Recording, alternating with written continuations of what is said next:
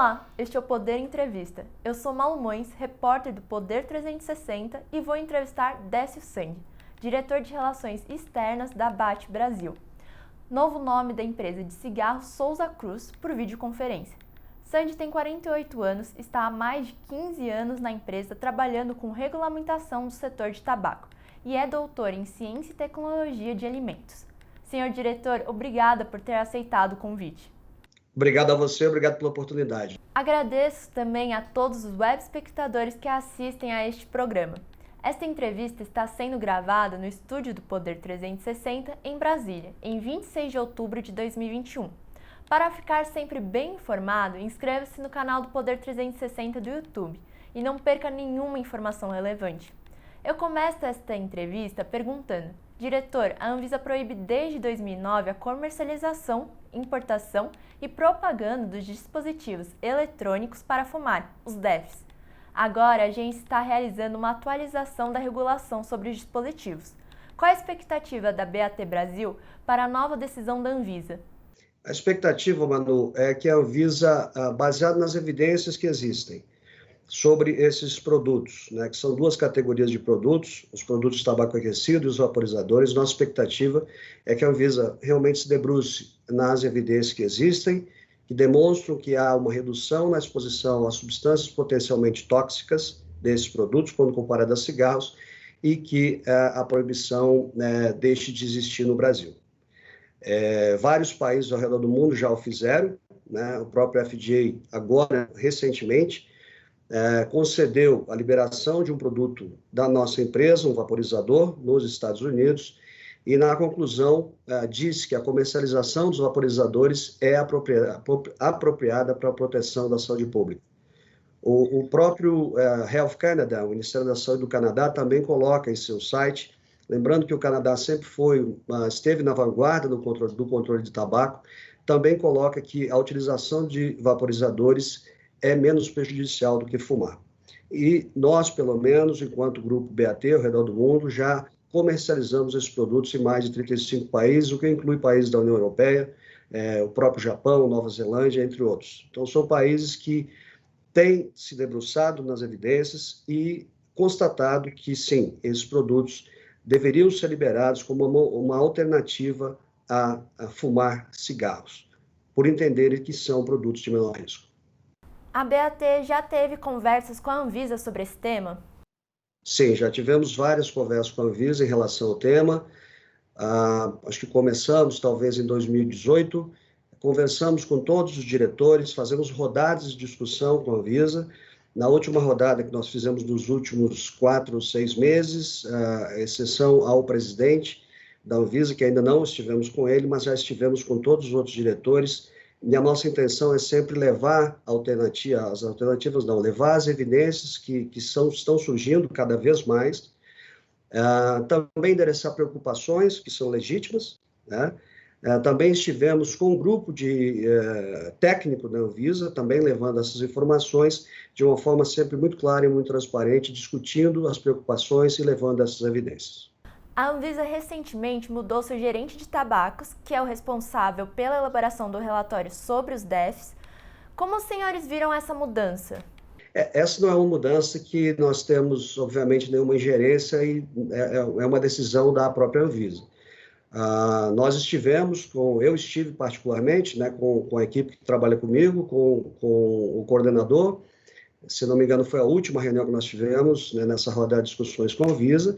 Colocamos as evidências, né, endereçamos as preocupações, fomos ouvidos, ao que nos foi dito que sim, a Anvisa, a GGTAB, está avaliando, né, todas essas evidências, endereçando preocupações, ouvindo todos os stakeholders envolvidos, para então concluir essa análise de impacto regulatório que será levada de cor. Mas a decisão em relação à troca é uma decisão, obviamente, da Anvisa, a qual nós não temos absolutamente nenhuma ingerência.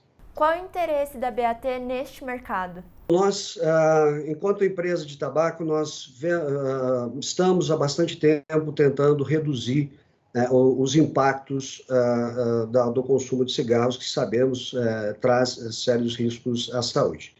Há bastante tempo, eu particularmente trabalhei uma época nesse sentido, no entanto, o que nós vimos é que reduzir risco de cigarros é algo bastante difícil.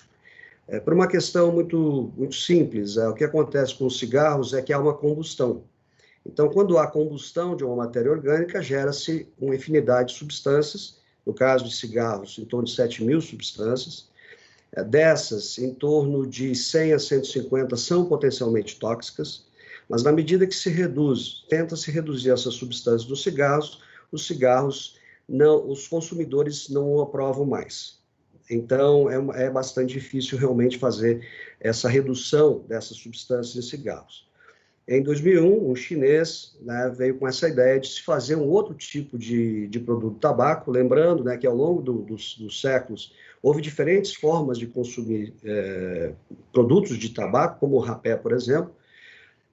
Esses produtos, agora, eles estão sendo considerados produtos de menor exposição realmente. Então, se comparado, por exemplo, aos cigarros, quando eu falei que são em torno de 7.000 substâncias, e dessas em torno de 100 a 150 potencialmente tóxicas, quando a gente pensa num produto de tabaco aquecido, que é um produto que ainda contém tabaco, mas ele não sofre combustão, ele é somente aquecido e gera um aerosol.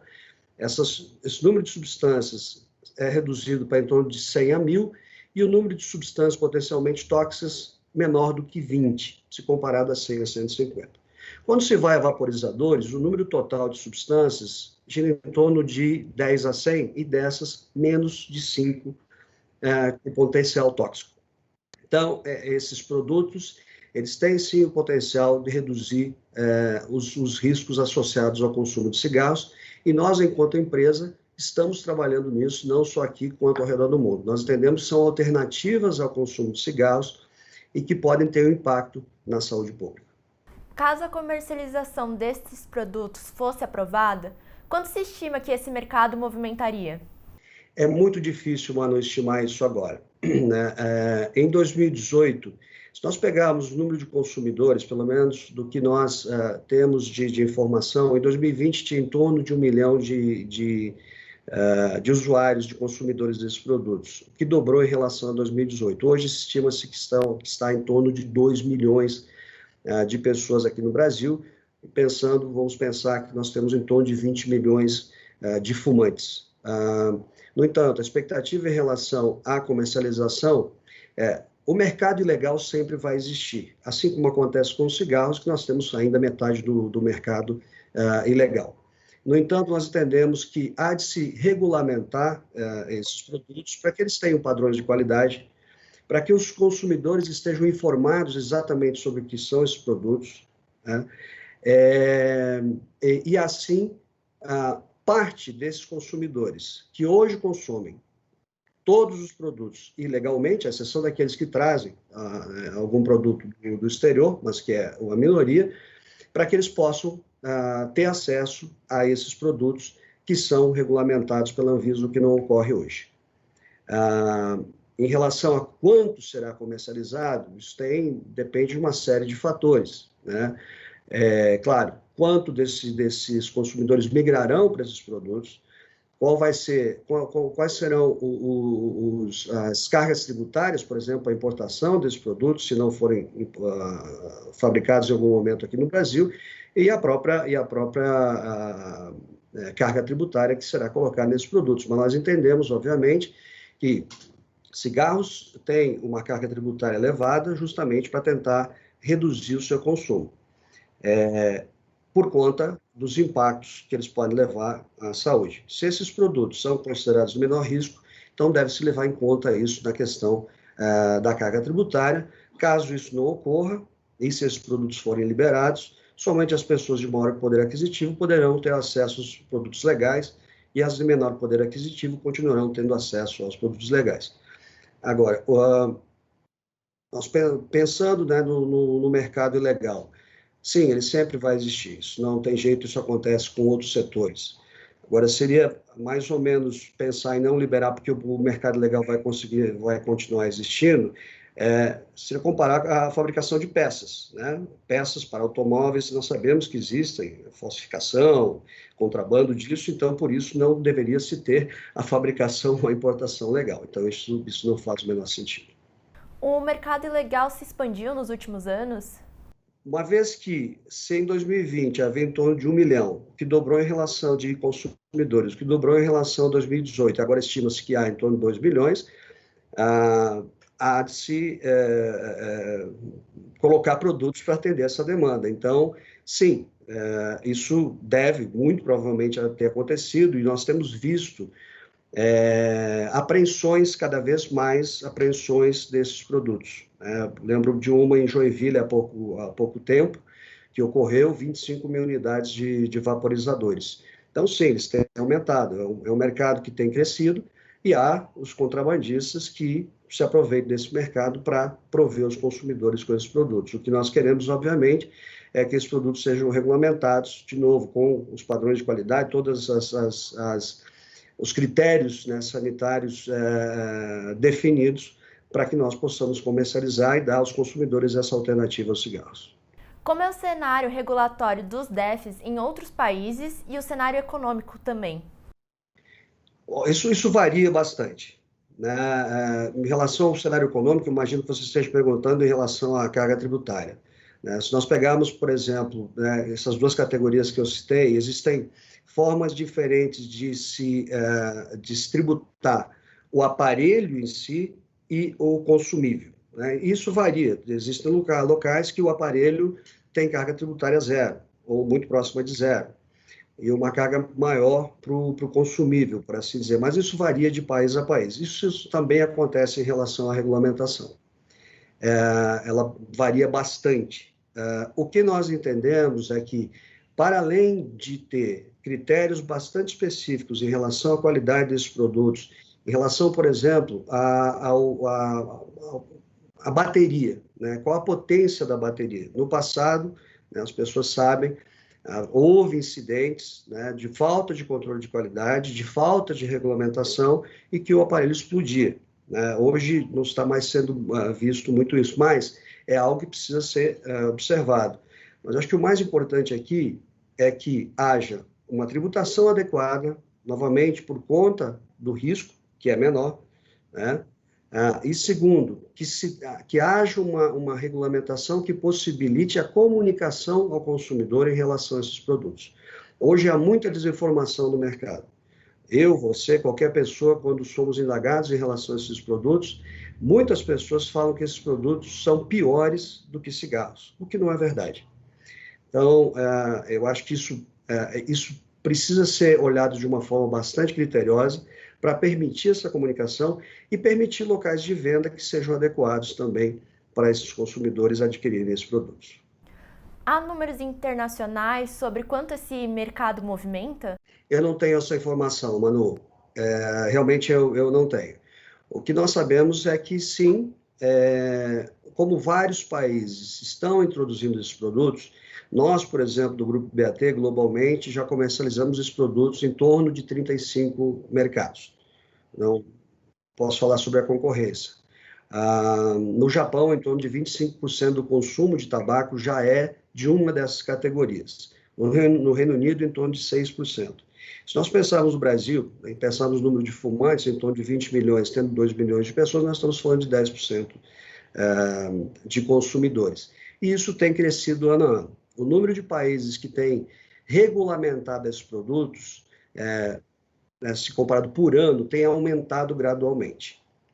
Inclusive agora, Manu, uma coisa bastante interessante, 100 pesquisadores de controle de tabaco ou que trabalham com controle de tabaco, que são especialistas na utilização de nicotina, escreveram agora recentemente, acho que a semana passada, para a OMS. Existe na OMS um tratado chamado, assim como o Tratado de Quioto, um tratado chamado de Convenção Quadro para o Controle do Tabaco. Então, esses 100 especialistas escreveram a Convenção Quadro do Controle do Tabaco, uma vez que haverá, agora em novembro, uma conferência das partes, novamente, faz uma analogia ao Tratado de Quioto, onde será discutido esse tema, e esses especialistas solicitam que a Convenção Quadro olhe para esses produtos de uma forma mais criteriosa, talvez menos ideológica, olhando para os argumentos, para as evidências que existem, obviamente endereçando as preocupações que existem, e para que a Convenção Quadro comece a pensar nesses produtos realmente como uma alternativa aos cigarros.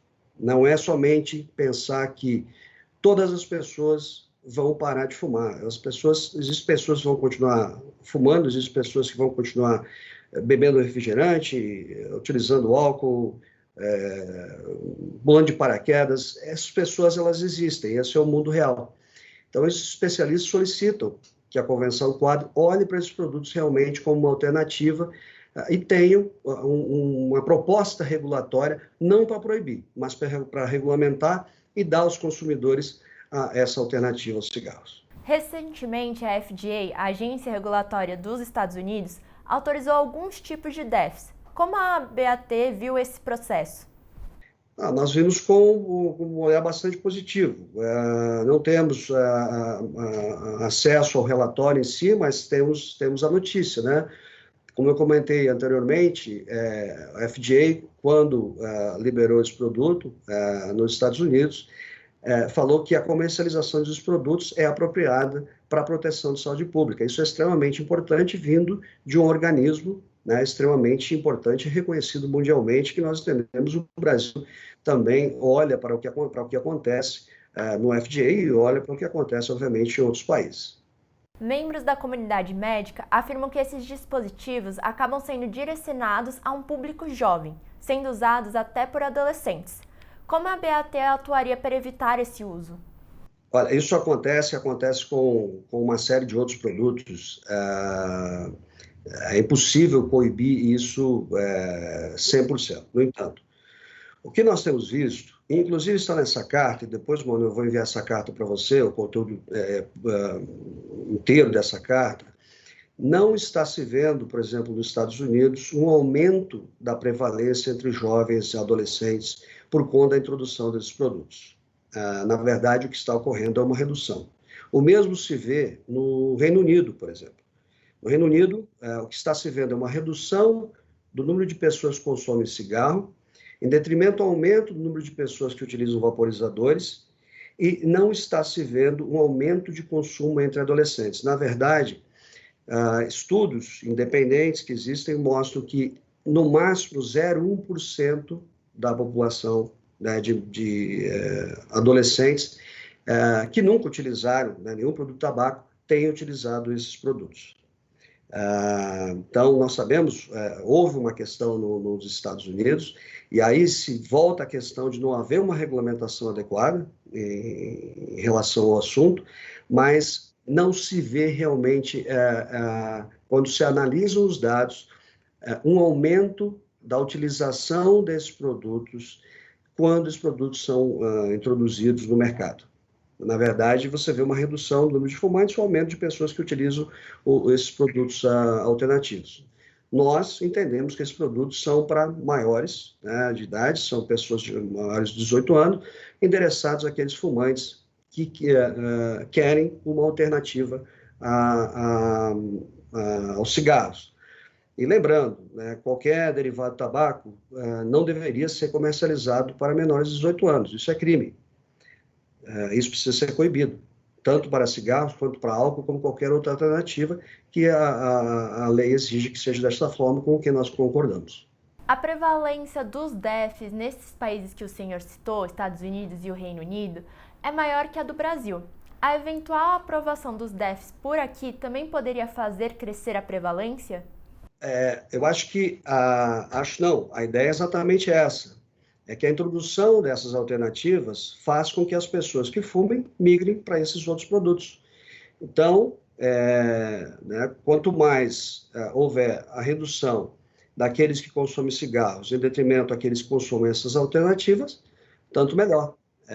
A ideia é justamente essa, que as pessoas passem de utilizar cigarros para utilizar essas alternativas. Mas, lembrando, assim como existem pessoas que usam charutos, ou consomem charutos, ou cachimbo, ou qualquer outra forma, sempre haverá fumantes. Isso é fato. Mas as alternativas devem ser dadas aos consumidores. Se os consumidores não quisessem esses produtos, nós não teríamos esse aumento de consumidores no Brasil, que eu já citei anteriormente. Membros da comunidade médica também ficam preocupados desses dispositivos serem mais viciantes do que o cigarro tradicional, principalmente pelos dispositivos em que há o sabor, há uma essência junto além da nicotina. Como os senhores avaliam essa questão? Essa é uma preocupação legítima e que também tem sido endereçada nessa carta, por exemplo, que eu vou lhe enviar. Principalmente nos Estados Unidos, essa questão foi bastante debatida e o que foi concluído é que não há aumento de dependência por conta da introdução desses dispositivos. A questão de uso de sabores, ela é uma questão bastante crítica do ponto de vista da utilização desses produtos. Se for feito um produto e for disponibilizado no mercado, o qual o consumidor de cigarros não entender como sendo aquilo que ele quer, ele não vai migrar dos cigarros. Ele vai continuar utilizando cigarros.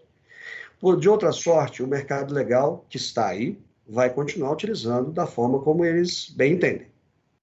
Então, o produto que é colocado no mercado tem que ser um produto que tenha características às quais os fumantes se identifiquem e decidam por substituir os cigarros por essas alternativas. Senão, esses produtos vão ser endereçados àqueles que não fumam. O que eu quero dizer com isso? Quer dizer, eles não vão ser utilizados. Então, não faz o menor sentido. Mas é um debate que precisa ser levado em consideração e é parte das discussões, por exemplo, que nós temos com a Anvisa.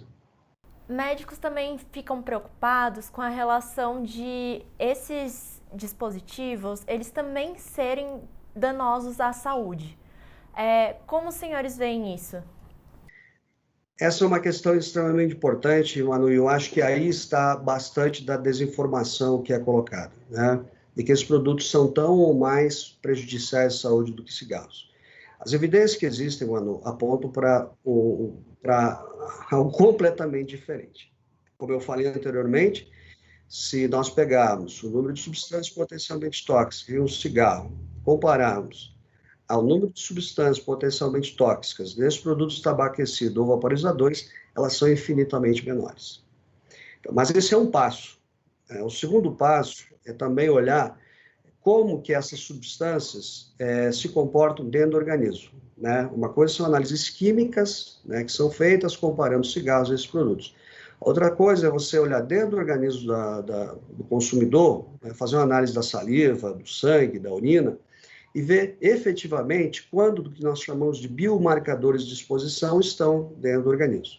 Nesse sentido, inclusive, nossa empresa fez um estudo que foi publicado há pouco tempo, foram 6 meses analisando vários consumidores, eu não lembro exatamente o número, mas comparando essas biomarcadores em pessoas que nunca fumaram, em pessoas que continuaram fumando, em pessoas que substituíram o cigarro por esse tipo de produto e pessoas que pararam de fumar. E o que se vê é que também esses biomarcadores desses produtos, biomarcadores dentro do organismo, eles diminuem consideravelmente. Para além disso, também foi feito nesse estudo o que a gente chama de biomarcadores de dano. Então, por exemplo, qual é a influência no HDL, né? Ou no colesterol ruim, por assim dizer, e outros deles. O que se viu também é que a utilização desses produtos alternativos, quando as pessoas param de fumar e vão para esses produtos, as reduções se comparam àquelas pessoas que pararam de fumar e que não foram para as alternativas. O que significa que esses produtos alternativos, eles têm uma redução realmente. E avaliando esse cenário como um todo, os senhores estão otimistas para a aprovação pela Anvisa desses dispositivos? Nós estamos otimistas, dado o que existem de evidências disponíveis já ao redor do mundo, por instituições independentes, pelo que, por exemplo, no Reino Unido, Manu, o NHS, né, que seria o nosso SUS, recomenda às pessoas que são fumantes e que vão ao médico que substituam os cigarros por vaporizadores, por exemplo. Se mais de 35 países, onde nós comercializamos, por exemplo, já liberaram e regulamentaram, em países que têm um controle de tabaco bastante rigoroso, quer dizer, isso representa né, algo positivo no sentido de colocar para a Anvisa, né, o que está acontecendo e por que esses países têm regulamentado. A própria decisão agora do FDA, o que o próprio Health Canada tem dito, essa carta dos 100 especialistas endereçada ao OMS, acho que isso é um conjunto, né, de fatores e de evidências que nos fazem crer que a Anvisa olhará, né, para essas evidências e decidirá por não mais proibir os produtos e sim regulamentar de uma forma correta. Chega ao final esta edição do Poder Entrevista. Em nome do Jornal Digital, Poder 360, eu agradeço ao Sr. Décio Sandi. Muito obrigado a você, obrigado pela oportunidade. Agradeço também a todos os web espectadores que assistiram a este programa. Esta entrevista foi gravada no estúdio do Poder 360 em Brasília, em 26 de outubro de 2021. Para ficar sempre bem informado, inscreva-se no canal do Poder 360 do YouTube e não perca nenhuma informação relevante. Muito obrigada e até a próxima!